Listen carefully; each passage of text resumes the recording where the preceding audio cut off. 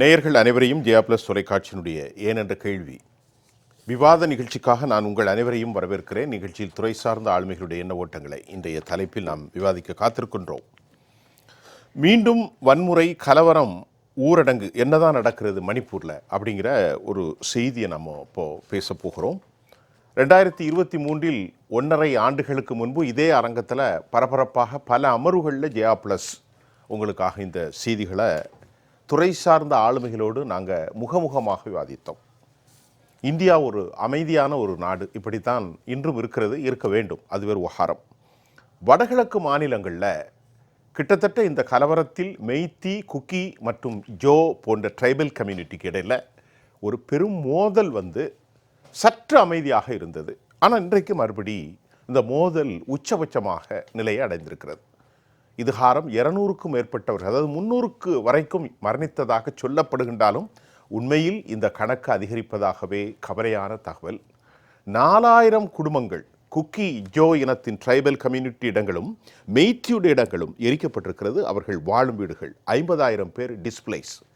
அதைவிட ரொம்ப முக்கியமான விவகாரம், தேவாலயங்கள் 400, ஹிந்து கோயில்கள் 1000 கோயில்கள் பற்றி எரிக்கப்பட்டிருக்கிறது. இது ரொம்ப வருத்தத்துக்குரியது.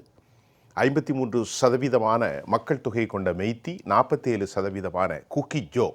இதை தவிர அந்த கணக்கில் யூதர்களும் கூட அந்த மாநிலத்தில் வாழ்கிறார்கள் என்பது ஒரு அதிசயமான விடயமாக உங்களுக்கு நாங்கள் தருகிறோம். இதெல்லாம் சொன்னாதான் இந்த நிகழ்ச்சியிலே பலருக்கு தெரியும். அதைவிட ரொம்ப முக்கியமான விவகாரமாக பார்ப்பது, கவலையோடு பலஸ்தீனத்தில் பயன்படுத்துகிற ஆர்பிஜி செல் என்று சொல்லக்கூடிய இந்த கனரக ராக்கெட் லேஞ்சர்கள், ட்ரோன்கள் வீழ்த்தப்பட்டிருப்பது இந்தியாவினுடைய பாதுகாப்பு குறித்து, அதாவது ராக்கெட் ப்ரொப்பல்டு கன்ஸ் என்று சொல்வது, போராளிகளால் இதை பயன்படுத்துவார்கள். இது அங்கே எப்படி வந்தது என்பதுதான் கவலையிலும் கவலை, கவலையிலும் கவலை. பேசப்போகிறோம். பாஜகவினுடைய தலைவர்கள் இது குறித்து என்ன சொல்ல போகிறார்கள், எதிர்க்கட்சிகள் என்ன சொல்கிறார்கள், பிரதமர் ஏன் இதுகாரம் அந்த மாநிலத்துக்கு செல்லவில்லை, பல கேள்விகளுக்கு முன்னால் இந்த விவாதத்தை முன்னெடுப்பதற்காக நாங்கள் காத்திருக்கிறோம். மூத்த பத்திரிகையாளர் அறிவுசார் தளத்திலிருந்து ஐயா ஐயநாதன் அவர்களை நான் வரவேற்கிறேன். ஐயநாதன் சார், வாருங்கள். வணக்கம். காங்கிரஸ் கட்சியினுடைய செய்தி தொடர்பாளர் வழக்கறிஞர் இனியன் ராபர்ட் அவர்களை வரவேற்கின்றோம், வாருங்கள். அது மட்டுமல்லாமல் அரசியல் விமர்சகர்கள் திரு தோழர் ரவிசங்கர் அவர்களையும் தேவப்பிரியா அவர்களையும் நான் வரவேற்கின்றேன். வணக்கம். ஐயநாதன் சார், நான் உங்கள்கிட்ட ஆரம்பிப்போம். நம்ம 1.5 ஆண்டுகளுக்கு முன்பு இதை பார்த்தோம். எனது முன்னுரையில் சில தகவல்களை நான் சொன்னேன். ராக்கெட் ப்ரொப்பல்டு கன்ஸ் பயன்படுத்தப்படுகின்றது. காசாவிலும் இஸ்ரேலிலும் பயன்படுத்தக்கூடிய இந்த ஆர்பிஜி செல் ட்ரோன்கள் பயன்படுத்தப்படுகிறது. கவலை தருவதாக இருக்கின்றது. இந்த நிகழ்வில் முதல்வருடைய பேச்சுதான் மீண்டும் பல வன்முறைக்கு காரணம் என்று சொல்லுகின்ற நேரத்தில் அரசு இதனை முழுமையாக மறுத்திருக்கிறது. ஒரு மூத்த பத்திரிகையாளராக இது குறித்து உங்களின் கருத்து? ஆமாம், நீங்கள் சொன்னது அந்த ஆர்பிஜின்றது என்ன அப்படின்னோம்னா, ராக்கெட் ப்ரொப்பல்டு கிரனேடு குண்டுகள். சரி, அதை ராக்கெட்டில் இருக்கணும். இப்போ அடிப்படையில் என்னன்னா, நீங்கள் சொன்னது போல பர்சன்டேஜ் சொன்ன மாதிரி ஒரு பெரும்பான்மை சமூகமாக மெய்த்தி இருக்கிறாங்க. அவங்கள விட கொஞ்சம் கம்மியாக கூக்கிஸோ அவங்க இருக்கிறாங்க. இன்னும் சில சமூகங்களும் இருக்குது. இப்படி என்னன்னா, ஒரு அரசு இந்த மத பிரிவு, இந்த இனப்பிரிவுகளுக்கு அப்பாற்பட்டு நின்று அவர்களுக்கிடையே நம்பிக்கையை ஏற்படுத்தி அவர்கள் எல்லோருக்குமான அரசு தான் இந்த அரசு என்பதை அந்த அரசு மெய்ப்பிக்கவில்லை, அந்த நம்பிக்கையை ஏற்படுத்தவில்லை. அதனால்தான் இந்த கலவரம் இன்று வரை கட்டுப்படுத்த முடியாமல் தொடர்கிறது. இந்திய ஒன்றிய அரசு தன் பங்கிற்கு ஏராளமான படைகளை அனுப்புகிறது. ஆனால் அந்த மக்களிடையே சென்று ஒன்றாக வாழ வேண்டிய, அமைதியுடன் வாழ வேண்டிய அவசியத்தை வற்புறுத்தி எதையும் செய்யவில்லை. பிரச்சனை என்ன? மெய்த்தியை பழங்குடியாக அறிவிப்பது, அதற்கு எதிர்த்து குக்கீஸோ வந்தார்கள். இது சொல்ல வேண்டும், நாங்க அதை அறிவிக்க மாட்டோம் அப்படி சொல்லிட்டாங்க. பின்னாடி அந்த மாதிரி எதையுமே பண்ண மாட்டோம், உங்களுடைய பொது கருத்தின் மூலம் எல்லோருக்கும் நியாயமான விடயங்களைத்தான் இந்த அரசு கடைபிடிக்கும் அப்படின்னு சொல்லி ஆரம்பத்திலேயே நிறுத்தி இருக்கலாம். ஆனா போன பிப்ரவரியில ஆரம்பிச்ச இந்த மோதலை கிட்டத்தட்ட மே வரைக்கும் தொடர விட்டு, அதுக்கு பிறகுதான் இவர் மே 14ஆம் தேதி தான் இவர் போறார். யாரு? அமித்ஷா போறார். ரொம்ப தாமதமான ஒரு பயணம். இவங்க இரட்டை என்ஜின் ஆட்சி அப்படின்லாம் சொல்றாங்களே, அங்கேயும் பிஜேபி இங்கேயும் பிஜேபி. அதனால எந்த விதமான பலனும் ஏற்படவில்லை. மக்களிடையே ஒரு நம்பிக்கையை ஏற்படுத்தணும். நாங்க யார் சார்பாகவும் நிக்கல, நாங்க உங்க எல்லாருக்குமாகவும் நிக்கிறோம் அப்படின்ற ஒரு எண்ணத்தை ஏற்படுத்த தவறியதுதான் இந்த கலவரம் தொடர்வதற்கும் வலுப்பெறுவதற்கும் காரணம். அது மட்டும் இல்லாத இந்த வன்முறை இருக்கு இல்லைங்களா, மக்களிடையே ஏற்பட்ட இந்த வன்முறை இருக்கு இல்லைங்களா, இது வந்துட்டு என்னன்னா ஆரம்பத்துல கட்டுப்படுத்த தவறியதும், அதற்கு பிறகு அந்த அங்க இருக்கக்கூடிய ஆயுத சாலைகள் கொள்ளையடிக்கப்பட்டதும், ஏராளமான ஆயுதங்கள் வந்துட்டு கலவரக்காரர்களுடைய கைக்கு போனதும், பெரிய பாதிப்பு நீங்க சொன்ன மாதிரி இந்த இந்து கோயில்கள், கிறிஸ்தவ சர்ச்சுகள், மற்ற வழிபாட்டு தலங்கள் எல்லாம் அழிக்கப்பட்டதும், ஏராளமான பேர் இன்னைக்கு பாத்தீங்கன்னா சற்றப்ப 70,000 பேர் அகதிகளா முகாம்களில் தங்கி இருக்கிறாங்க. ரொம்ப மோசமான ஒரு நிலையில. சோ இது என்ன அப்படின்னம்னா, ஒரு ஆட்சி நிர்வாக அமைப்பின் அப்பட்டமான தோல்விதான் இந்த கலவரம் இன்றளவுக்கு தொடர்வதற்கான காரணம். சரி, முதல் கட்ட கருத்தை ரொம்ப சிறப்பாக வச்சுருக்கீங்க. நான் ரெண்டாவது உங்கள்கிட்ட நிறைய பேச போகிறேன். ரெண்டாவது வாரம் திரு தேவப்பிரியா சொல்லுங்கள். இது ஐயா ரொம்ப கரெக்டாக சொன்னார். இதோடைய ஆரம்பம் வந்து இது ஹைகோர்ட் ஒரு தீர்ப்பில் மெய்த்தி மக்களையும் எஸ்டி பிரிவில் சேருங்கள் அப்படின்னு சொன்னதை குக்கிகள் ஏற்காமல் இது தொடங்கிச்சு. ஹைகோர்ட் சொல்வதற்கு முன்பு டியூரிங் த எலெக்ஷன் கேம்பிங் பாஜகவினுடைய மேனிஃபெஸ்டோ, நாங்கள் ஆட்சிக்கு வந்தால் மெய்த்திகளை ட்ரைபல் கம்யூனிட்டியாக சேர்ப்போம் என்று ஊசிச்சார். எல்லா நான் சொல்றது எல்லா கட்சிகளுமே ஓட்டு வாங்குறதுக்கு பல்வேறு விதமாக இந்த மாதிரி இது கொடுக்கப்படுகிறது. அவர்களும் அந்த ஊரை சேர்ந்த ஒரு பழங்குடியினம் தான். அதுல எந்த விதமான பழங்குடி மெய்த்தியும் சரி குக்கியும் சரி, குக்கி என்பதும் ஜோ ஒன்று தான் ட்ரைபல், மெய்த்தி வந்து அவர்கள் அதே பழங்குடி ஸ்டேட்டஸ் கேட்கறாங்க. இல்லை, அந்த ஏரியாவை சேர்ந்த பழங்குடிகள் தான். என்ன விஷயம்னு சொன்னால், குக்கியிலையும் சரி மெய்த்தியிலையும் சரி, ரெண்டிலையுமே 2 மதத்தினரும் இருக்காங்க. இதுல இல்லை, அது தவறு. குக்கியில் பெரும்பான்மையாக கிறிஸ்தவர்களும், மெய்த்தியில் இந்து மக்களும் அதிகமாக இருக்கிறார்கள். அதில் என்னவென்றால் ஒரு முக்கியமான செய்தி சொல்லுகிறேன். மெய்த்தி சமூகத்தை சார்ந்த 9-10% முஸ்லிம்கள் பாதுகாப்பாக இருக்கிறார்கள். ஒரு முஸ்லிம் கூட கொல்லப்படவில்லை.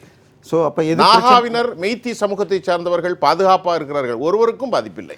இல்ல, அப்பதான் இப்ப இந்துக்களை டார்கெட் பண்றதான் நீங்க சொல்றீங்க. இந்து முஸ்லிம் எல்லாருமே மெய்த்தியில் இருக்கிறவங்க எல்லாரும் மெய்த்தி என்றால் ஒரு இனக்குழு. அதுதான் 4 மாவட்டங்களில் குக்கிகள் ஒன்று சேர்ந்து கொண்டு தங்களுக்குள்ள நீங்க சொன்ன மாதிரி இப்ப ராக்கெட் ப்ரொபல் ஜெனரேட் வரைக்கும் எடுத்துக்கிறாங்க. இந்த பக்கத்துக்கும் வருது. இப்ப பிரச்சனை என்னன்னா, இதை தாண்டி உங்களுக்கு இதில் பார்த்தீங்கன்னா எக்கனாமிக் டைம்ஸில் பார்த்தா 22-23 ஒரு வருடத்திற்குள் 1600 கோடி ரூபாய்க்கு போதை மருந்து கிடைத்திருக்கிறது. இன்னொன்று, அந்த உள்ளூர் பத்திரிகை மொரங் எக்ஸ்பிரஸ் என்ற பத்திரிகையில் பார்த்தால் 7 வருடங்களில் 7887 கோடி ரூபாய்க்கு அஃபிஷியலாக பிடிக்கப்பட்ட போதை மருந்து. தேவப்பிரியாட்ட என்ன கேட்டேன்னா, இங்கே நடக்கக்கூடிய டிசென்ட் கலவரத்துக்கு காரணம் அதாவது எங்களுக்கான இடஒதுக்கீடு மட்டுமல்ல, எங்களுக்கான அந்த சலுகைகளை தர வேண்டும் என்பதான போராட்டம்.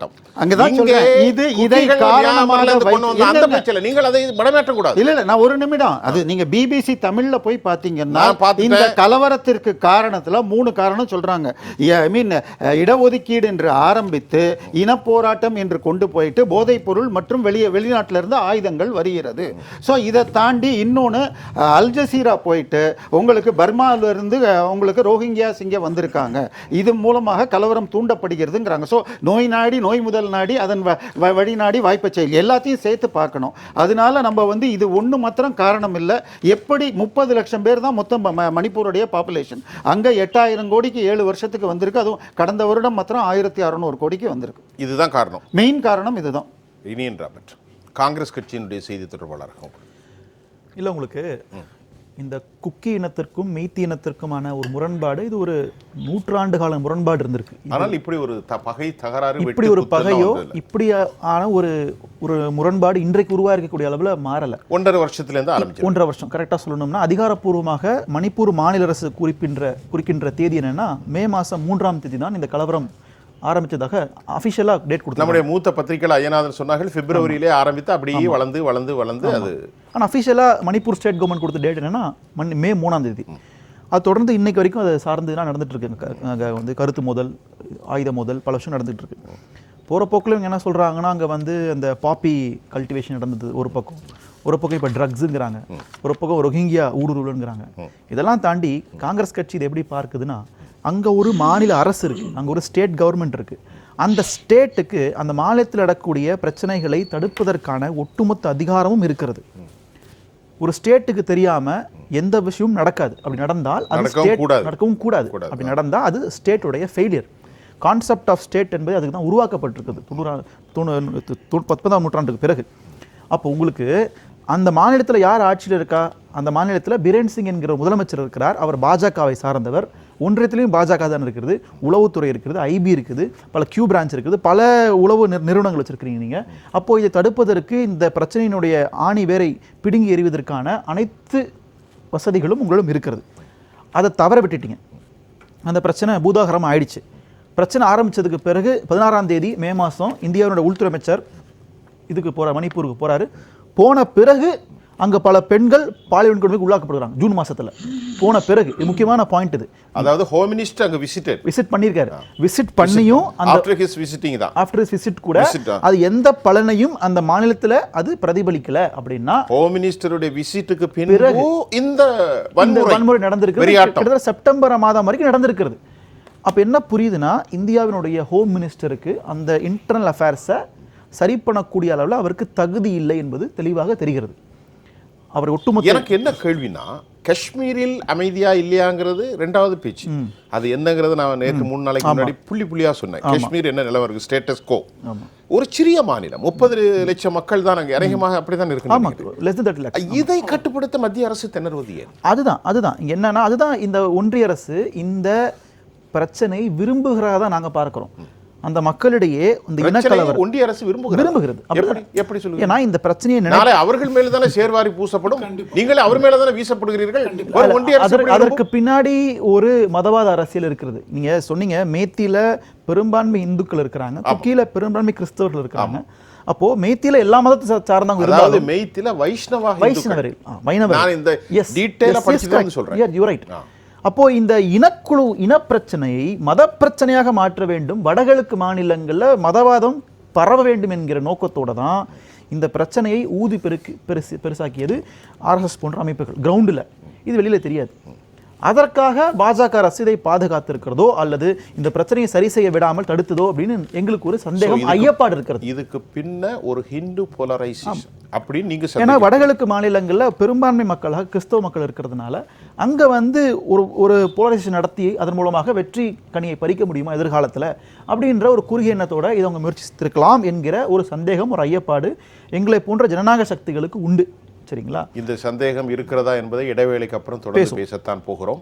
சொல்லிருங்க. என்ன வேடிக்கைன்னா, இந்தியாவினுடைய பிரதமர், இந்தியாவினுடைய ஒரு ரியல் ஹெட்டாக இருக்கக்கூடிய, கான்ஸ்டிடியூஷன் ஹெட்டாக இருக்கக்கூடிய பிரதமர், அவர் நினைத்திருந்தால் எந்த எல்லைக்கும் போக முடியும்.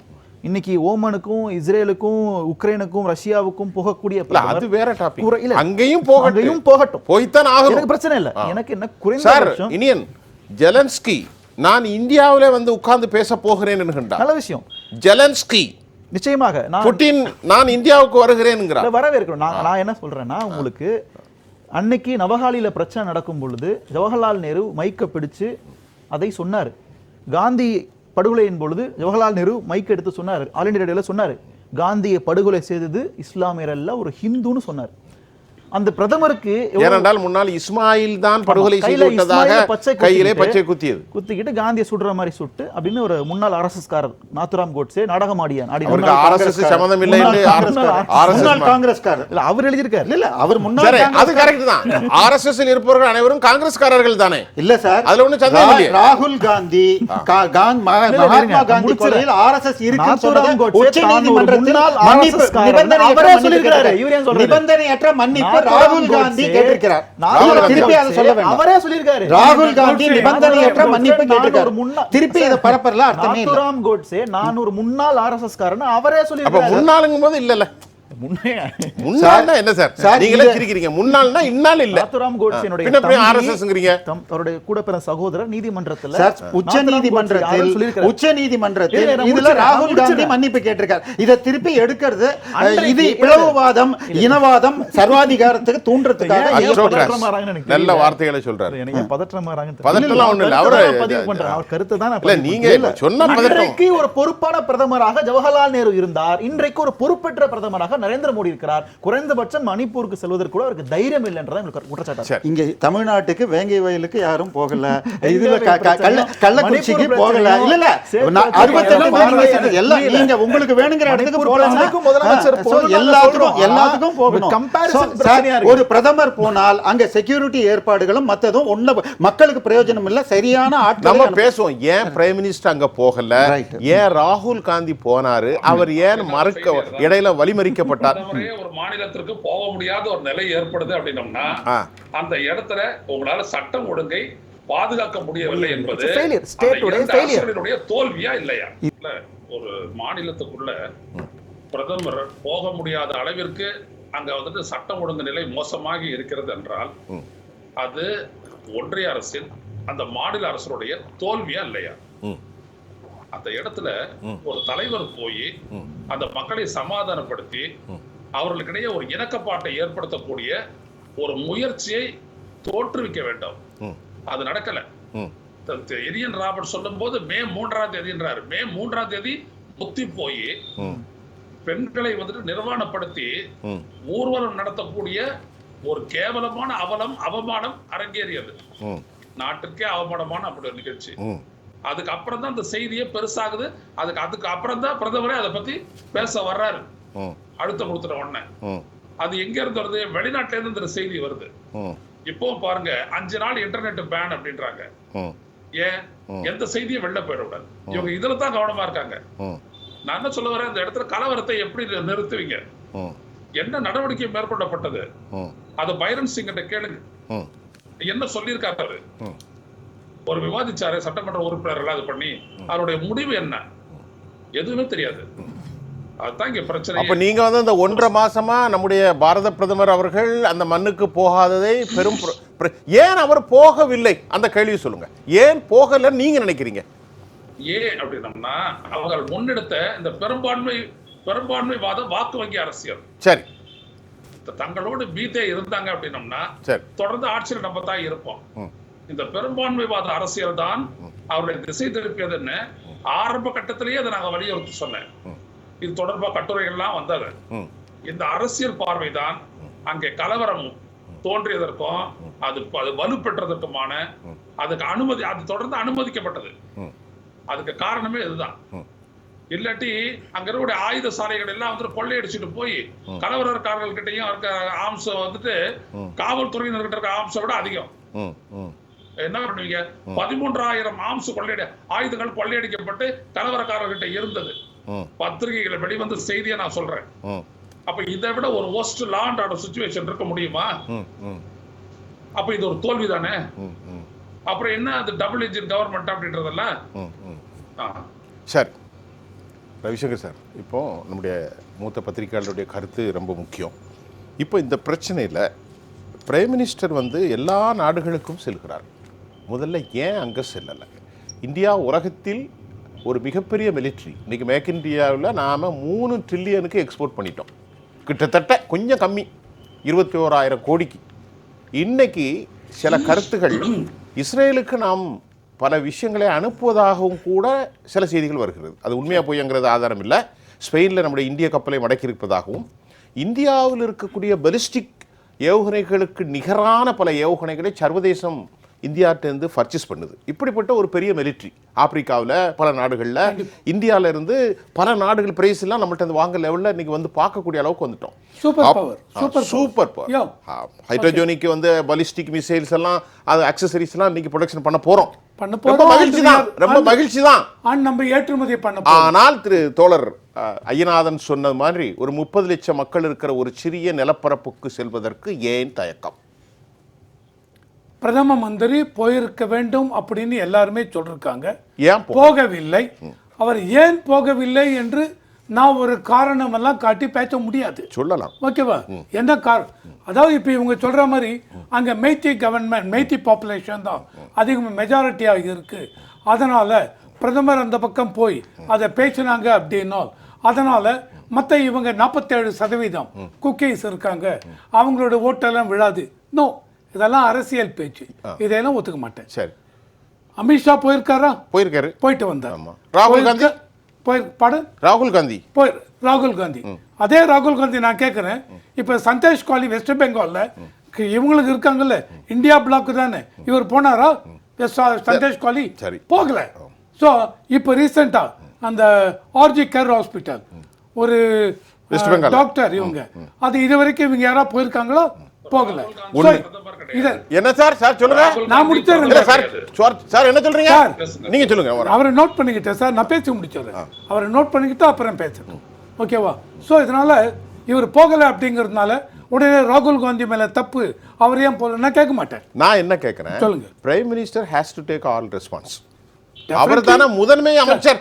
ராகுல் காந்தி சந்தோஷ் காலிக்கு போகலக்கு முன்னாடி அவர் சந்தோஷ் காலில எதிர்க்கட்சி தலைவர் கிடையாது. நீங்க இப்ப ராகுல் காந்தி எதிர்க்கட்சி தலைவர். நீங்க ராகுல் காந்தி மணிப்பூர் போனாரு அப்படி நீங்க மணிப்பூர் போகும்போது ராகுல் காந்தி எதிர்க்கட்சி தலைவர் கிடையாது. இல்லைங்க, மணிப்பூர் போனார் ஒரு அரசியல் தலைவர். ஒரு நிமிஷம் இல்லையா? 2023 கலவரம் நடக்கிறது.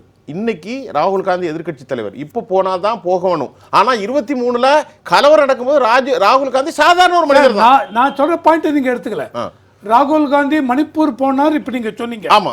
அப்ப அவர் அரசியல் தலைவரா அப்ப போல பாரத் ஜோதி யாத்திரைக்கு அப்புறம் இது எலெக்ஷனுக்கு முன்னாடி போனார். ஒரு ஃபேமிலியர் ஃபிகர் வைங்களேன். அப்ப நீங்க சொல்றீங்க ஃபேமிலியர் ஃபிகர். ஃபேமிலியரான ஒரு அதே ஃபேமிலியர் ஃபிகர் இப்ப இந்த ஆர்ஜி கேர் ஹாஸ்பிடலுக்கு அப்புறம் லீடர் ஆஃப் ஆப்போசிஷன் போய் உட்கார்ந்து பேச்சு இருக்கலாம். போகல. நான் அதனால அதை குறை சொல்ல மாட்டேன் சார். அவங்க போறது போகாதது அந்த ஒரு மாரல் ரெஸ்பான்சிபிலிட்டி அப்படிங்கிறது எல்லா பொலிட்டிக்கல் பார்ட்டிக்கும் இருக்கும் சார். இல்ல, நான் இப்ப என்ன கேட்கிறேன், இந்தியாவுடைய முதன்மை அமைச்சர் ஏன் போகல? அவர் போகாததுனால இது அப்படி அவர் போகலாம் போகாம இருக்கலாம் அப்படின்னு சொல்ல முடியாது சார். ஏன்னா அவர்தான் முதல்வர். கேளுங்க, அவர் ஏன் போல நான் காரணம் சொல்ல முடியுமா? சொல்லுங்க. இல்ல, அது போகாம இருப்பதை பத்தி இல்ல அதான் சொல்றேன். போயிருக்க வேண்டும், கண்டிப்பா அதை சொல்லிட்டேன். போயிருக்க வேண்டும், போயிருந்தால் மக்களுக்கு இன்னும் ஒரு கம்ஃபர்ட் லெவல் கிடைச்சிருக்கும். ஆனால் இவர் போகாததுனால பிரைம் மினிஸ்டர் ரெஸ்பான்சிபிலிட்டி எடுத்துக்கல அப்படின்னு சொல்ல முடியாது. அப்படி உங்க கருத்து? ஆமா, என் கருத்து மட்டும் இல்லைங்க, இதுதாங்க கருத்து, தேசத்தின் கருத்து. என்ன அப்படின்னா, நான் போகல, அங்க போயா பார்க்கல, அதனால நான் பொறுப்பெடுத்துக்க மாட்டேன் சொல்ல முடியாது. சரி, சொல்ல முடியாது. இதனுடைய ஆஃப்டர் எஃபெக்ட் என்ன ஆகும்? இப்போ இந்த எலெக்ஷன்லாம் வரச்ச மணிப்பூர்ல பிஜேபி ஜெயிக்க முடியல.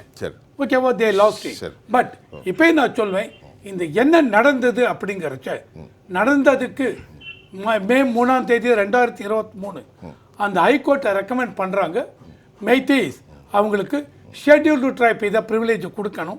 ஸோ அந்த கோட்டாலாம் இவங்களுக்கு கிடைக்கணும்னு ரெக்கமெண்ட் பண்ணுறச்ச இவங்க மெய்தி அவங்க என்ன சொல்கிறாங்க, 1949 இந்தியன் யூனியனோட நாங்கள் ஜாயின் பண்ணுறதுக்கு முன்னாடி நாங்கள் ஷெட்யூல் ட்ரைப்ஸ் இதை தான் இருந்தோம். மெய்தி நாங்கள் ட்ரைபல் கம்யூனிட்டி தான்.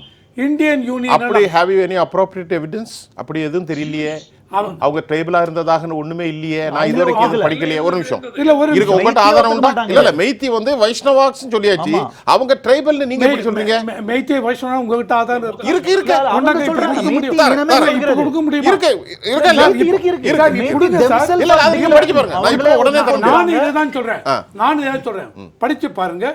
மெய்தி கம்யூனிட்டி என்ன சொல்றான், நாங்க இந்தியன் யூனியன்ல சேரறதுக்கு முன்னாடி ட்ரைபல் கம்யூனிட்டி அண்ட் ஜட்ஜ் அவர் பேர் எனக்கு எழுதி வச்சு அந்த ஜட்ஜ் சொல்றார், எஸ் இவங்க மெய்தி வந்து ட்ரைபல் கம்யூனிட்டியை சேர்ந்தவங்க இவர் சொல்றாரு. ஜட்ஜ் ஒரு நிமிஷம் முடிச்சிடுறேன்.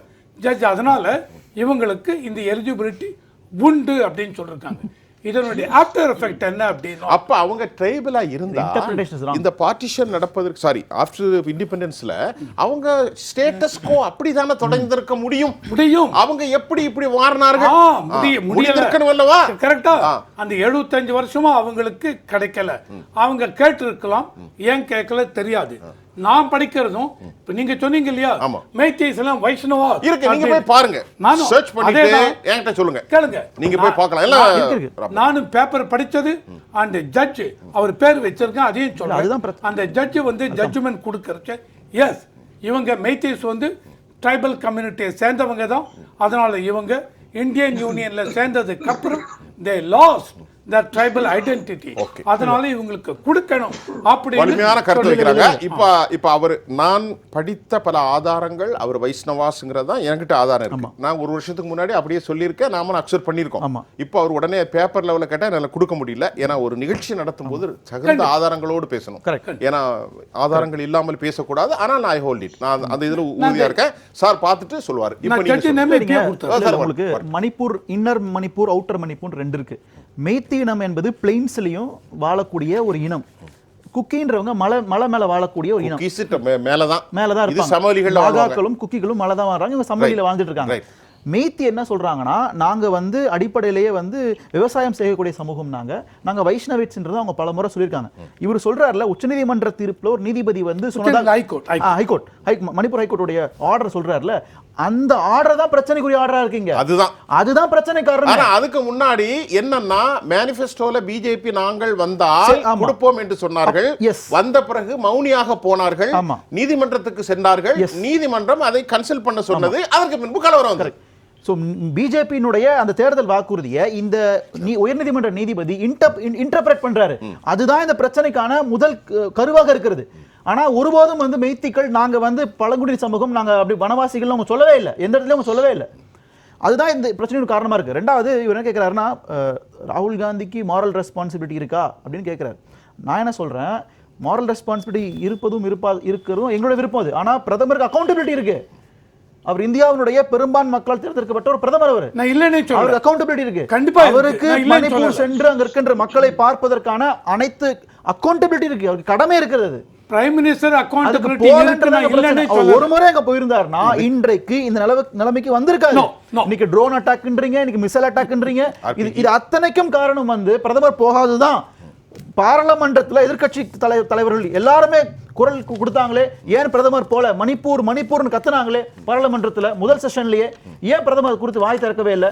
அப்போ நாங்க என்ன நினைக்கிறோம்னா, மணிப்பூர்ல நீங்க பெரும்பான்மை வாதத்தின் மூலமாக ஆட்சி கட்டில் அமரலாம் அப்படின்ற ஒரு குறுகிய எண்ணத்திற்காக இந்த கலவரத்தை நீங்க பற்றி எரியட்டும் விட்டுட்டீங்களோ, மக்கள் சாகட்டும் விட்டுட்டீங்களோ அப்படின்னு தான் நாங்க நினைக்கிறோம். நாங்க சார், தற்போது நாம திரு தேவப்பிரியாட்ட ஒரு கேள்வி.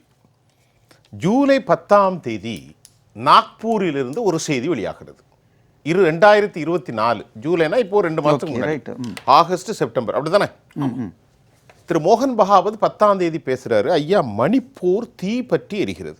2 மாசத்துக்கு முன்னாடி சொல்றாரு, மணிப்பூரில் அமைதிக்காக மக்கள் காத்திருக்கிறார்கள். 10 வருடமாக அமைதி இருந்தது, தற்போது அங்கு ஒரு அப்நார்மல்சி காணப்படுகின்றது. இந்த கலவரம் உருவாக்கப்பட்டது, தேர்தல் கொண்டாட்டங்கள் எல்லாம் விட்டுட்டு இதை கவனிங்கோ அப்படின்ட்டு ஆர்எஸ்எஸ்னுடைய தலைமை நாக்பூரிலிருந்து நேரடியாக மத்திய பாஜகவை குற்றம் சாட்டுகிறது. சொல்லுங்க. மத்திய பாஜகவை குற்றம் சாட்டு சிச்சுவேஷனை தலைவர் பேசியிருக்காரு. யாரு அதை ஹேண்டில் பண்ணுவாங்க? இருங்க, நான் சொல்லி முடிச்சிடறேன். இங்கே பிரச்சனை வந்து எல்லை மாநிலங்களில் இது மாதிரி பிரச்சனைகள், வெளியிலிருந்து வருகிற உதவிகள், இந்தியாவில் பிளவை ஏற்படுத்தணும்னு நம்ம ஒரு பிரதமரையே இங்கே இழந்திருக்கோம். இந்தியாவில் 1க்கு 2 சொல்லலாம். 2 பிரதமர், ஒரு பிரதமரையும் ஒரு முன்னாள் பிரதமரையும் இழந்திருக்கோம். இது பஞ்சாபுக்காக இந்திரா காந்தியை இழந்தோம். அதுக்கப்புறம் பஞ்சாபுடைய ஒரு முதலமைச்சராக இருக்கும்போது இழந்திருக்கிறோம். தமிழகத்தில் ஒரு முன்னாள் பிரதமரை இழந்திருக்கோம். சரி, இதற்கு எல்லாம் எங்க காரணம்? காந்தியை இழந்தோம் சார். காந்தியுடைய காலத்தையும் அட்லீஸ்ட் நம்ம கண்ணு முன்னாடி நடந்தது அதையும் சார். காந்தியை இழந்தோம். காந்தியை மட்டும் இல்லை, பலரை இழந்திருக்கிறோம். சரியா? காஷ்மீருக்காக பலரை விட்டுருங்க. காந்தி பயங்கரவாதத்தால் கொலை செய்யப்பட்டார், ராஜீவ் காந்தி பயங்கரவாதத்தால் கொலை செய்யப்பட்டார், இந்திரா காந்தி பயங்கரவாதத்தால் கொலை செய்யப்பட்டார். சொல்றது நம்முடைய கண் முன்னாடி கடந்த 40 வருஷத்துல நடந்தது எல்லாருக்கும் தெரியும். சோ எல்லையோர மாநிலங்களில் அண்டை நாடுகளில் இருந்து வரும் தீவிரவாதம், அதற்கு போதை மருந்து கலாச்சாரம் உதவுதுங்கிறது நமக்கு தெரியும். இல்ல அதை விடுங்க. இப்ப நான் மோகன் பகாவத் தினமும் எப்பப்பெல்லாம் வாய்ப்பு கிடைக்கிறதோ ஒவ்வொரு பிரச்சனையை பத்தியும் பேசியிருக்காரு. அதுல அந்த பேச்சுல இது ஒரு சிறிய பேச்சு.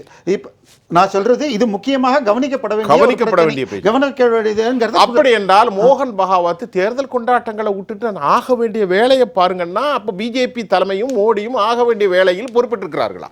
ஒரு கேள்வி கேட்கணும்ல. அதுதான் நான் சொல்றேன். சில நேரங்களில் சரியான ஒரு முதல்வர், சரியான போலீஸ் கிடைச்சதுன்னா பண்ண முடியும். வீரப்பன் என்று ஒருவர் இங்கே எவ்வளவு பெரிய கலவரம் பண்ணார். ஜெயலலிதா அவர்கள் வந்து ஒரு விஜயகுமார் என்றவரை போட்டு நம்ம பிடிச்சோம். அதே மாதிரி பஞ்சாபை கட்டுப்படுத்துவதற்கு ஒரு KPS கில் வந்து செய்தார். அப்போ கூட சீஃப் மினிஸ்டர் அன்னைக்கும் இழக்க வேண்டிய நிலைமை வந்துச்சு. ஸோ சில நேரங்களில் ஆயுதங்களை வச்சு கட்டுப்படுத்த வேண்டிய சூழ்நிலை. சரி ஐயா, இப்போ பிரச்சனை வந்துச்சுன்னா பிரேம் சிங்கை உடனே மாற்ற வேண்டியதானே? இவ்வளவு நாளையா மாத்தாம அவரையே வச்சுக்கிட்டு இருக்கீங்க. ஒரு கேள்வி, ஒரு செக்ஸுவல் ஸ்கேண்டல் வருது, உடனே அவரை மாத்துறதுக்கு 1008 பிரச்சனை வந்து இப்போ அந்த அம்மா வினீத் போகத்தை வேற கட்சியில சேர்ந்திருக்காங்க. அப்ப இதுல என்ன பிரச்சனை? ஒரு சிஎம் மாத்துறதுக்கு ஏன் பிஜேபி தயங்குறாங்க? Reluctance policy. Politics is not one man. நம்ம பார்க்கறது மாத்திரம் இல்ல, சொல்லப்படுகிற விஷயங்கள்ல எவ்வளவு இருக்குன்னு அதான் சொல்லிட்டேன்ல. நம்ம ஃபீல்டு தெரியாத வரைக்கும் பல்வேறு சமயங்கள்ல குற்றச்சாட்டுகளில் எவ்வளவு உண்மை இருக்குன்னு. இது குற்றச்சாட்டு இல்ல ஐயா, 1.5 வருஷமா கட்டுப்படுத்த முடியல. ஒரு அன்ரெஸ்ட் அசாமில் மாணவர் கலவரம்னு எத்தனை நாளைக்கு இருந்து அதற்கு பிறகு ஒப்பந்தம் ராஜீவ் காந்தி வந்து ஒப்பந்தம் போட்டு பண்ணாரு. உங்களுக்கு 80ல இருந்து 84 வரைக்கும் உங்களுக்கு இது சீக்கிய கலவரம் இருந்தது. ராஜீவ் காந்தி வந்த பிறகு ஒப்பந்தம் போட்டார். இது எல்லாமே நடந்து அப்பவும் கூட போலீஸை அனுப்பிச்சு எப்படி ஆபரேஷன் ப்ளூ தண்டர்னு போட்டு கிட்டத்தட்ட 68 டெரரிஸ்ட்டை இதுல இருந்து பிடிச்சி ஆயுதங்களை வெளியில் எடுத்தார். இது எல்லாமே நடந்திருக்கு. வெளிநாடுகளில் இருந்து ஆயுதங்கள் வருகிறது, அதற்கு போதை மருந்து பணம் உதவுகிறதுங்கிறது. நான் இது சொன்னது எல்லாமே இன்டர்நேஷனல் பத்திரிகை, இந்திய பத்திரிகை கூட இல்லை. ஆச்சா, அல் ஜசீராக்கு போங்க, பிபிசிக்கு போங்க, அடுத்தது மோன் எக்ஸ்பிரஸ்னு சொல்லிட்டு அந்த உள்ளூர் பத்திரிகை 7886 கோடி கடந்த 7 வருஷம். எனவே இந்த சார் இன்னைக்கு நேத்தைக்கு வந்து NIA ரிப்போர்ட் சொல்லுது, பெங்களூர்ல அந்த ஹோட்டல்ல வெடிச்ச குண்டு அதற்கு முன்னாடி பிஜேபி ஆபீஸ்ல அயோத்தி கும்பாபிஷேக் அன்னைக்கு வெடிக்க பிளான் பண்ணது முடியலங்கிறதுக்காக அல்டர்னேட் இல்ல. தேவப்பிரியன் சார், அதாவது இது ஒரு கடல். இந்த சமுத்திரத்தில் பல நிலைகள் உண்டு. வெடிகுண்டுகள் வெடிக்கும், வெட்டுப்படுவார்கள், பல்வேறு ரவுடிசம் நடக்கும். ஆனா நாம் கேட்பது 1.5 ஆண்டுகளாக ஒரு மாநிலம் ஏன் கட்டுப்படுத்த முடியவில்லை என்று. நான் வந்து என்னுடைய கரியர்ல முழுக்க டீ எஸ்டேட்டுகளில் ஒரு 7-8 வருஷம் ஒர்க் பண்ணியிருக்கேன். ஒரு மலையிலிருந்து இன்னொரு மலைக்கு போய் பண்றது டெரெயின்ஸ் கண்ட்ரோல்ங்கிறது அவ்வளவு ஈஸி இல்லை. மணிப்பூரை பத்தி அதுக்கு இன்னும் 18 மாசமாகியும் அதற்கான வழிக்கு பிறக்கவில்லை சார். கண்ட்ரோல் வருது, திருப்பி வெளியில இருந்து நீங்க சொன்ன மாதிரி எப்படி அங்கே இந்த கிரனேட்ஸும் இதுவும் வந்தது, ராக்கெட் ப்ரொப்பல்லர். சார் இதை வந்து ஒரு விஷயத்தை சொல்றேன், சொல்லிட்டு நான் ஐயநாதன் விளக்கம் கேட்கணும். நான் வந்து இந்த மெக்காவா வெர்ஷன், பொலிஸ்டிக் மிசைல், RPG, ட்ரோன்கள் இதெல்லாம் பத்தி ஒரு அதிகமாக படித்திருக்கிறேன் தற்போது நடந்து கொண்டிருக்கக்கூடிய விஷயத்துல. இது வந்து ஒரு போராளி குழுக்கள்கிட்ட இருப்பது இந்தியாவினுடைய தேச பாதுகாப்பு. ஏன்னா கத்திய தூக்குறான் வெட்டுறாங்கிற வேற விஷயம். இவனுக்கு மணிப்பூர்ல இருக்கிற இந்த கும்பல்களுக்கு எங்கிருந்து வந்தது?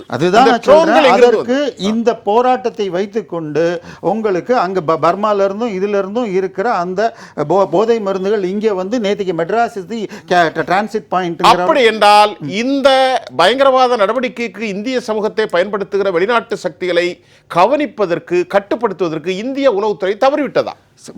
செஞ்சுட்டு இருக்கு. இன்னும் கொஞ்சம்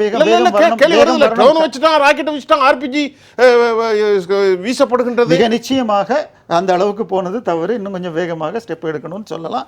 அது எப்படி வந்ததுங்கிறதையும் யோசிக்கணும். அவர்கள் அதை எப்படி வாங்க முடியும், எப்படி அவர்களுக்கு ரீச் ஆகுது, இதெல்லாம் ரொம்ப பயங்கரமாக. சாதாரணமாக இதெல்லாம் சொல்ல முடியாது. ராக்கெட் லான்ச்சர்ஸ் எல்லாம் ஆப்கானிஸ்தான்ல வீசுவான், ஹமாஸ் வீசிக்கிட்டு இருக்கான், ஹஸ்புல்லா வந்துகிட்டு இருக்கு. இது நம்முடைய தேசத்துல ஒரு தனி குழுட்ட வந்தது மிகப்பெரிய கஷ்டமாக. பர்மா பார்டர்ல இருக்கிறது ரொம்ப எளிதாக. அயனாதன் சார் நீங்க இடையில குறுக்கிட்டீங்க, நீங்க பேசுங்க சார். அயனாதன் சார், இல்ல மணிப்பூரை பத்தி விவாதிக்க வந்தோம். மணிப்பூரை பத்தி விவாதிக்கிறது தான் இந்த நிகழ்ச்சியை கேட்டு இருக்கக்கூடிய மக்களுக்கும் ரொம்ப முக்கியமானது. இதை விட்டு இந்தியா ஃபுல்லா என்ன நடக்குது அப்படின்ட்டு தேவப்பிரியன் சொல்றதெல்லாம் எடுத்துக்கிட்டோம் அப்படின்னா அதுல இருந்து ஒரே ஒரு இன்ஃபரன்ஸ் தான், ஒரே ஒரு முடிவு தான் வர முடியும். பிஜேபியினுடைய ஆட்சி, 10 ஆண்டு கால ஆட்சி பயங்கரவாதத்தையோ தீவிரவாதத்தையோ கட்டுப்படுத்துவதில் தோற்றுவிட்டது, முடிஞ்சு போச்சு.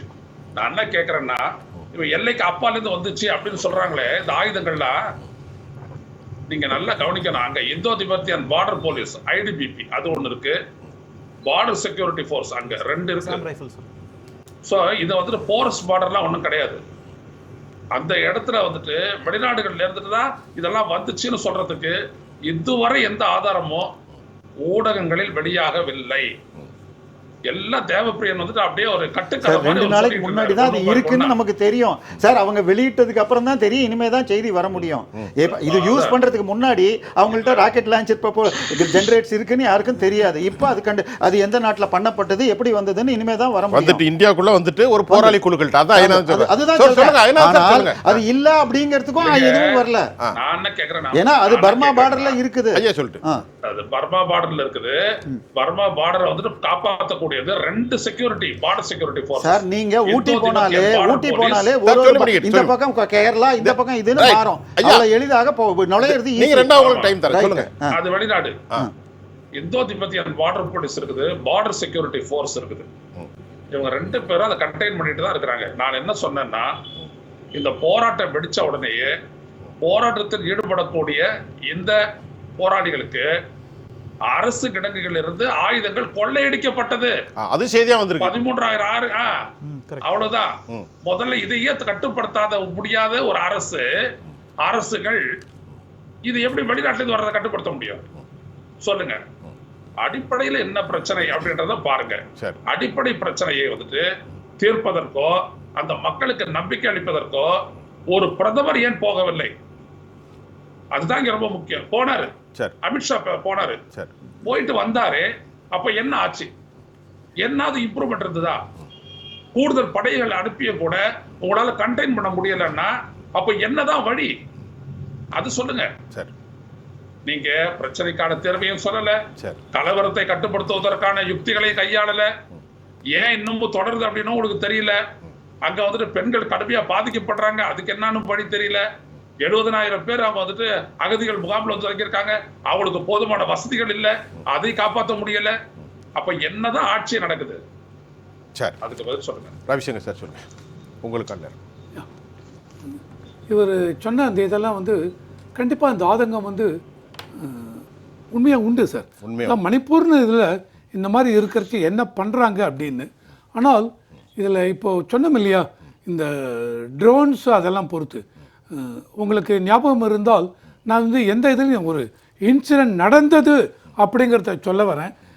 ஐ ரிமெம்பர் 1994 or 1995 1995 என்னமோ, அதில் வெஸ்ட் பெங்காலில் புரூலியா அப்படிங்கிற பிளேஸில் சம்மர், அது ஆக்சுவலி ரஷ்யன் இது வந்து அந்த புரூலியாவில் ஃப்ளைட்லேருந்து அத்தனை இதுலேயும் அம்யூனிஷன்ஸு இது எல்லாமே வந்து போட்டாங்க. இது வந்து எல்லாருக்கும் தெரிஞ்ச, உங்களுக்கு ஞாபகம் இருக்கும்.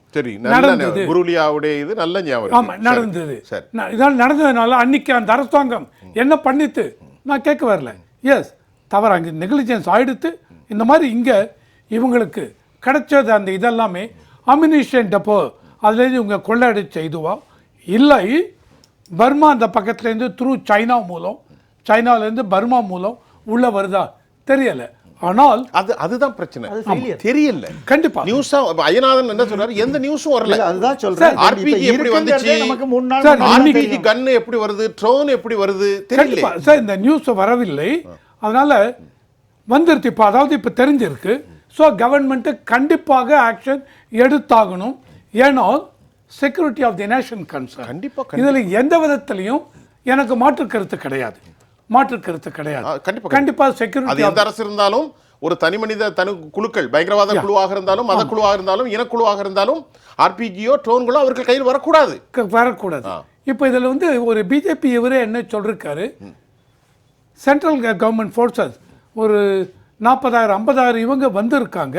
இன் ஸ்பைட் ஆஃப் தட் அவங்களால இதை கண்ட்ரோல் பண்ண முடியல. 60,000 போஸ்ட் இருக்கு, 60,000 பேர். அவங்களும் என்ன பண்றாங்க, மியூட் ஸ்பெக்டேட்டர்ஸ், அதாவது பார்வையாளர்கள் இருக்காங்க, ஸ்பெக்டேட்டர்ஸ் கேலரியில இருக்காங்க அப்படின்னு சொல்றாங்க.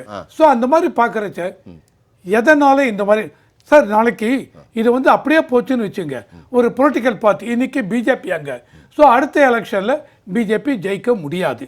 கரெக்டா? அந்த மாதிரி இருக்கிறச்ச என்னுடைய கட்சி அங்கே ஜெயிக்க முடியாதுங்கிறச்ச நான் பாட்டுக்கு சும்மாவாது இதை கலப்பி விடலாம் பண்ண மாட்டோம். எந்த அரசியல் கட்சியும் பண்ண மாட்டாங்க. So with a political agenda இவங்க பிஜேபி இதை தூண்டி விடுறாங்க அப்படிங்கிறத நான் ஒத்துக்க மாட்டேன். நடந்திருக்கு இந்த கலவரத்தை, ரொம்ப ஆர்மியை உள்ளே கொண்டு வரலாம் சார், ஆனால் ஒரு சிட்டிசனுக்கு மேலேயே ஷூட்லாம் பண்ண முடியாது. ஷூட் பண்ண முடியாது. ஆனால் இந்தியன் சிட்டிசன். ஸோ இவங்களை எப்படி கண்ட்ரோல் பண்ணணும், கண்ட்ரோல் பண்ணி ஆகணும். அவர் ஐயநாதன் சார் சொன்ன மாதிரி இவ்வளோ மாதம் போயிருக்கு, ஆனால் இன்னும் அங்கே மணிப்பூரில் அமைதி வரல. அமைதி கண்டிப்பாக வரணும். அதில் இப்போ பிஜேபி அரசாங்கம் மத்தியிலும் சரி ஸ்டேட்லேயும் சரி என்னை பொறுத்த வரைக்கும் அவங்க பார்த்துட்டு இருக்காங்க. பட் கண்டிப்பா ஏன் இவ்வளவு லேட்டு, அவங்க சீக்கிரமா ஆக்ஷன் எடுத்தாகணும். கண்ட்ரோல் ஆக்ஷன் எடுத்தாலும் அவங்க தான் எடுக்கணும். அதான் டபுள் சர்க்கார்ல இருக்கு. கண்டிப்பா இங்க வேற பிரேந்திர சிங் இருக்காரு, அங்க மோடி இருக்காரு, ரெண்டு பேருக்குமே டைம் இருக்கு. சோ இது எல்லா மக்களும் எதிர்பார்க்கறதா. இதை வந்து நான் மாத்து கருத்து வச்சு இல்லை இவங்க சொல்லுவாங்க, ஆனால் பொலிட்டிக்கல் அஜெண்டா கிடையாது இல்லங்கிறீங்க. கண்டிப்பா பிஜேபி அஜெண்டா இருக்கா இல்லையான்னு நம்ம யூனியன் கேட்கலாம். காங்கிரஸ் கட்சியினுடைய யூனியன் ராபர்ட், இப்போ நம்முடைய நிறைவு கருத்தா இப்போ ரொம்பவே சிக்கலாக இருக்குது. இப்போ பேசுகிறது எல்லாருமே ஓரளவுக்குங்கிறாங்க. நீங்கள் சொல்லுங்கள், இந்த மாதிரி ஒரு ஹேட் பாலிட்டிக்ஸோ அது பொலரைஸ் பண்ணுறதோ இது நடக்கிறதா, தொடர்கிறதா, இட்ஸ் அ பேலட் கெயினுக்காக இப்படி நடக்கிறத பார்க்க ஹவு கேன் யூ டினை? இல்லை, உங்களுக்கு நீங்கள் இந்த ஆயுதங்கள் வந்து வானத்தில் வந்து விழுந்தாலும் சரி, எல்லை தாண்டி வந்தாலும் சரி, ஆயுதக்கடங்கள் சூறையாடினாலும் சரி, இது அல்டிமேட்லி ஒரு ஸ்டேட்டுடைய ஃபெயிலியர் தான். அது வந்து ஒன்றிய அரசோ ஸ்டேட் கவர்மெண்ட்டோ எப்படி சுற்றி வளைச்சு பார்த்தாலும் ஸ்டேட் கவர்மெண்ட்டோட ஃபெயிலியர் தான். அதில் எந்த மாற்று கருத்தும் இருக்க வாய்ப்பு இல்லை. நாங்கள் என்ன சொல்கிறோம் முதல்ல இருந்துன்னா, இது ஒரு ஸ்டேட் ஸ்பான்சர்ட் ரயட்ஸ்ன்னு நாங்கள் சொல்லிக்கிட்டே இருக்கோம் முதல்ல இருந்து. அரசனுடைய ஒத்துழைப்பு இல்லாமல் இந்த கலவரம் நடந்திருக்காது. இது ஒரு அரச பயங்கரவாதம் அப்படிதான் சொல்றீங்க. ஸ்டேட் ஸ்பான்சர்ட் டெரரிசம் அப்படிதான் நாங்கள் முதல்ல இருந்து சொல்லிக்கிட்டே இருக்கிறோம். ஏன் அப்படின்னா, உங்களுக்கு அந்த ஜூன் மாதம் பாலியல் வன்கொடுமைக்கு உள்ளாக்கப்பட்ட பெண்கள் அதன் பிறகு பல தொலைக்காட்சிகளில் அவங்க பேட்டி கொடுக்கும் பொழுது என்ன சொன்னாங்கன்னா, அந்த மாநிலத்தினுடைய காவல்துறையே கலவரக்காரர்களும் எங்களை ஒப்படைத்தார்கள்னு சொன்னாங்க. இது சாதாரண வார்த்தை அல்ல. அந்த டைம்ல ஆமா, ஒரு நேக்கடு பெட்ரோல் ஒன்று நடந்துச்சு. ஆமா, ஒரு ஸ்டேட்மெண்ட் ஆஃப் விக்டிம் இதை வந்து பதிவு பண்ணியிருக்கிறாங்க. மாநிலத்தினுடைய காவல்துறையே கண்டுக்க மாட்டாங்க, போராட்டக்காரர்கள் வந்தால் கண்டுக்க மாட்டாங்க. ஏன்னா காவல்துறைக்குள்ள சாதி பூந்துட்டு இனம் பூந்துச்சு. அப்போ இனம் ஒரு பக்கம், அரசு ஒரு பக்கம், காவல்துறைன்னு வரும்போது இந்த ட்ரியோ, இந்த அலையன்ஸ் வந்து ரொம்ப பயங்கரமான அலையன்ஸாக இருக்கிறது. முக்கூட்டு. ஆமா, அப்போ அதனுடைய விளைவு தான் இந்த குக்கி இனம் வந்து அங்கே பாதிக்கப்பட்டிருக்கிறது. ஒரு பக்கம் ரிட்டையர்ட் பண்ணியிருக்கிறாங்க, இன்னைக்கு கேம்ப்ல இருக்கிறாங்க. அதை சார்ந்து எந்த விதமான அமைதி பேச்சுவார்த்தைக்கும் இந்த அரசு வந்து முன்னெடுக்கவே இல்லை. நினைத்திருந்தால் இந்த பிரச்சனையை நிறுத்தி இருக்க முடியும். அரசுக்கு எல்லா விதமான அதிகாரமும். சார், அமைதி பேச்சு எடுக்க முடியாது, அரசு கண்ட்ரோலை ரெஸ்டோர் பண்ணக்கூடிய ஒரு தன்மை இல்லைன்னா அதற்கான சொல்யூஷன் அனைத்து கட்சிகளை கூட்டணும். என்ன செய்யணும்? அதையும் அனைத்து கட்சி கூட்டத்தையும் கூட்டல. காங்கிரஸ் கட்சி அதுக்கு தயாராக தான் இருக்கிறது. ஆனா அரசு அதற்கு தயாராக. இது வந்து காங்கிரஸ் கட்சி பாஜக இல்ல, நாடு சார்ந்தது. நாங்க அதுல பங்கெடுக்க தயாரா இருக்கிறோம்னு சொல்றோம். நாங்க we are welcome, we are ready. நீங்க எல்லாரும் கூட்ட தயாரா இருக்கிறீங்களா? உங்க முதலமைச்சர் மேல இவ்வளவு பேர் குற்றச்சாட்டு இருக்கு, அவரை பதவி ஏற்கிறது நீங்க தயாரா இருக்கீங்களா? பீரன் சிங் முதல்ல தூக்க வேண்டிய ஆள் அவர். அவருக்கு முதலமைச்சராக எந்த தகுதியுமே இல்ல. சார், நேத்து பேசின அவருடைய போலரைஸ் அவருடைய இந்த ஹேட் பாலிடிக்ஸ் ப்ரோவோக் பண்ணியிருக்கிறாருங்கிற ஒரு ஆடியோ வந்துச்சு. உடனே கவர்மெண்ட் சார்பில் மறுத்துட்டாங்களே. அது வந்து வேற வழி இல்லாம மறுக்கிறது. லாஸ்ட் மினிட்ல வேற வழி இல்லாம மறுக்கிற விஷயம் தான் நாங்க பார்க்கிறோம். ஆனா இவர் பேசினது குக்கிகளுக்கு எதிராக பேசினது லீக் ஆயிட்டு. ஆமா, ஏன்னா இவர் மேத்தி சார்ந்தவர். சொன்னது that audio is doctored. நான் அந்த மாதிரி பேசவில்லைங்கறாங்க. அவர் டாக்டரா? டாக்டர் ஆடியோ வந்து திருத்தப்பட்டு பண்ணிருக்காங்க அப்படின்னு அவர் கிளியர் கட்டா சொல்லிருக்காரு. சார், பிஜேபி சிஎம் சொன்னார்னா இல்ல, அந்த மாதிரி இல்ல சார். இந்த கலவரத்திற்கு பிறந்த அடுத்து நடந்த தேர்தல்ல பிஜேபி தோத்துருக்கு. சோ அதனால அவங்களுக்கு லாபம் இல்ல. எங்களுக்கு என்ன பேர் அச்சம் இல்ல, எங்களுக்கு ஒரு அச்சம் இருக்கு. ஒரு பிரச்சனையா இருக்கு. இதை அடக்க வேண்டும் என்பதுதான் முக்கியம். இன்டர்நெட் அங்க தடை செய்யப்பட்டிருக்கு. சொல்லணும், அங்க லாக்டவுன் அறிவிக்கப்பட்டிருக்கிறது. சேர்ந்து பிஜேபி தவறிட்டாங்க சார். இல்ல எனக்கு ஒரே நிமிஷம். பிஜேபி தவறி விட்டார்கள். அத்தனை ஆப்போசிஷன் பார்ட்டியும் நீங்க தயாரா இருக்கீங்க இல்லையா? ஒரு எல்லா பொலிட்டிக்கல் பார்ட்டி மீட்டிங் கூட்டு சொன்னீங்களா? நீங்க சொல்லிருக்காரு. எங்க சார் சொன்னீங்க? நாங்க சொன்னோம் கூட்டுக்குழுக்கு நாங்க தயாரா இருக்கிறோம். சார், இப்போ என்னன்னா தேவப்பிரியன்ட்ட ஒரு விஷயம்.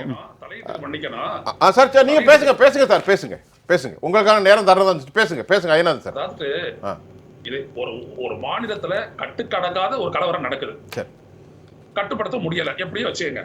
அதை விவாதிக்க வேண்டிய இடம் எது? இந்திய நாடாளுமன்றம்.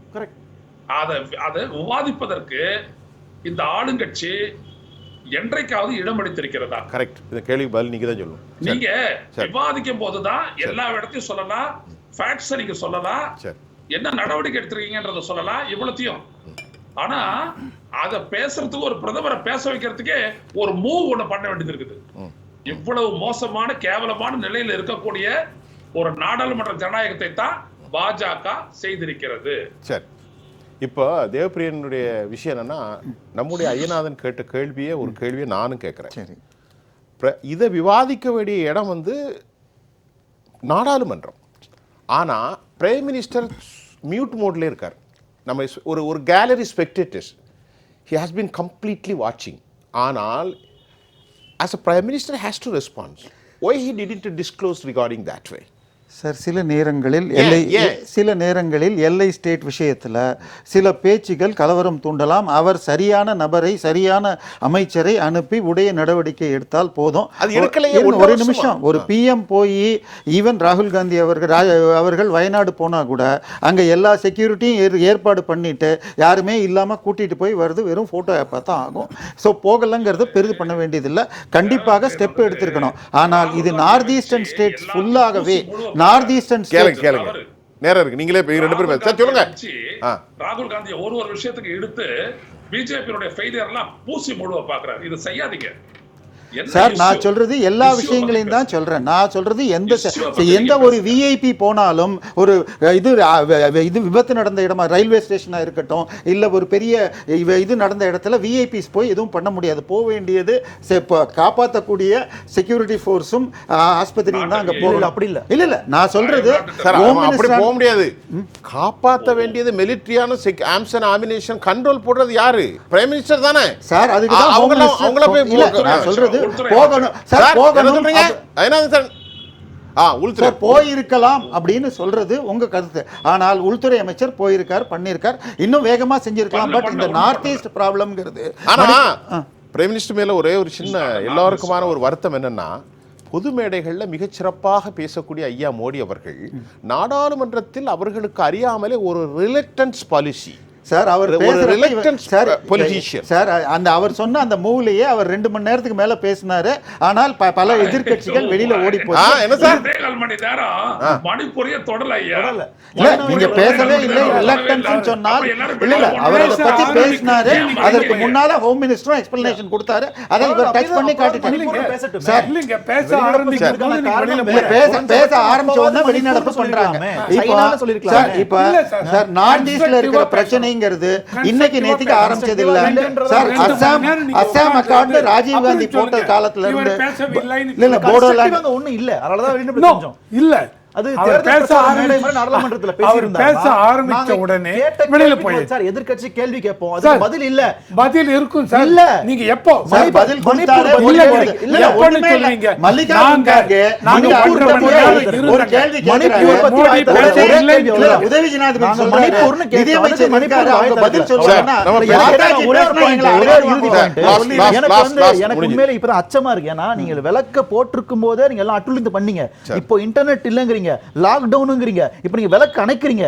இதற்கு மேல மணிப்பூர்ல என்ன நடக்க போகுதுன்னு அச்சமா இருக்கு எனக்கு. இதுக்கு மேல சார் இன்டர்நெட் ஷட்டவுன் பண்றது பாதி இடத்துல வர்க் பண்ணாத மலைக்கெல்லாம் போயிருந்தீங்கன்னா அதுக்கு நம்ம நிறைய பேசிட்டோம். ஏன் வந்து பிரைம் மினிஸ்டர் ஒரே விஷயம் இந்த நாட்டில் மக்களிடையே அமைதியை ஏற்படுத்தி ஒரு முன்னேற்ற பாதையில் செலுத்தக்கூடிய செல்லு கொண்டிருக்கிறதை தடுப்பதற்காக எதிர்க்கட்சிகள் டீப் ஸ்டேட் என்று அந்நிய சக்திகளோடு கைகோர்த்து கொண்டிருக்கிறது. அதான் பிரச்சனை.